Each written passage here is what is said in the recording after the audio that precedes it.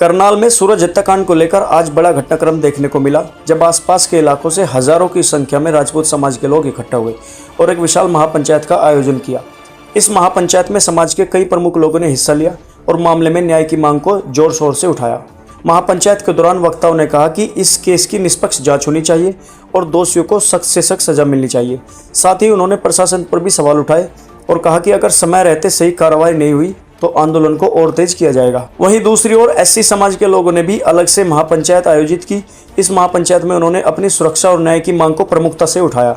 समाज के लोगों का कहना है कि उन्हें लगातार निशाना बनाया जा रहा है। इस मामले में उनके पक्ष को भी सही तरीके से सुना जाना चाहिए। दोनों ही समाजों की महापंचायत के बाद करनाल में माहौल संवेदनशील बना हुआ है।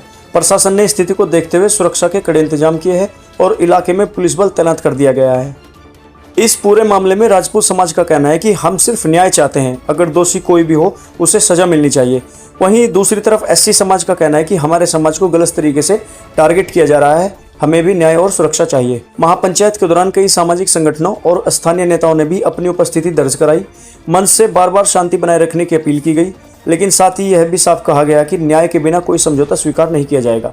लोगों में इस बात को लेकर नाराजगी देखी गई कि घटना के बाद अब तक कई सवालों के जवाब स्पष्ट रूप से नहीं आए हैं। राजपूत समाज के युवाओं में खासा आक्रोश देखने को मिला। उनका कहना है कि अगर प्रशासन जल्द से जल्द सख्त कदम नहीं उठाता तो वे बड़े स्तर पर आंदोलन करने को मजबूर होंगे। कुछ वक्ताओं ने यह भी चेतावनी दी कि यह लड़ाई अब केवल एक व्यक्ति की नहीं बल्कि पूरे समाज के सम्मान की बन चुकी है। वहीं एससी समाज की महापंचायत में भी बड़ी संख्या में लोग जुटे। यहाँ पर वक्ताओं ने कहा कि मामले को एक तरफा तरीके से पेश किया जा रहा है, जिससे उनके समाज की छवि खराब हो रही है। उन्होंने प्रशासन से मांग की कि जांच पूरी तरह से निष्पक्ष हो, किसी भी निर्दोष व्यक्ति को परेशान न किया जाए। इस दौरान दोनों समुदाय के बीच सोशल मीडिया पर भी बयानबाजी तेज हो गई, जिससे माहौल और ज्यादा तनावपूर्ण बनता जा रहा है। कई जगहों पर अफवाहें भी फैल रही है, जिन्हें लेकर प्रशासन ने सख्त चेतावनी जारी की है कि गलत जानकारी फैलाने वालों पर कड़ी कार्रवाई की जाएगी। दोस्तों, करनाल प्रशासन और पुलिस विभाग पूरी तरह से अलर्ट मोड पर नजर आ रहे हैं। जिला प्रशासन के अधिकारियों ने स्पष्ट किया है कि कानून व्यवस्था बनाए रखना उनकी पहली प्राथमिकता है। संवेदनशील इलाकों में अतिरिक्त पुलिस बल तैनात किया गया है और लगातार निगरानी रखी जा रही है। पुलिस अधिकारियों का कहना है कि मामले की जांच तेजी से की जा रही है और सभी पहलुओं को ध्यान में रखा जा रहा है। उन्होंने दोनों पक्षों से अपील की है कि वे शांति बनाए रखें और किसी भी तरह की अफवाह पर ध्यान न दें। दोस्तों, कुल मिलाकर करनाल का सूरज हत्याकांड अब एक संवेदनशील सामाजिक मुद्दा बन चुका है, जहां हर कदम बेहद सावधानी से उठाने की जरूरत है। दोनों समाजों की महापंचायत ने यह साफ कर दिया कि वे अपने अपने पक्ष पर मजबूती से खड़े हैं।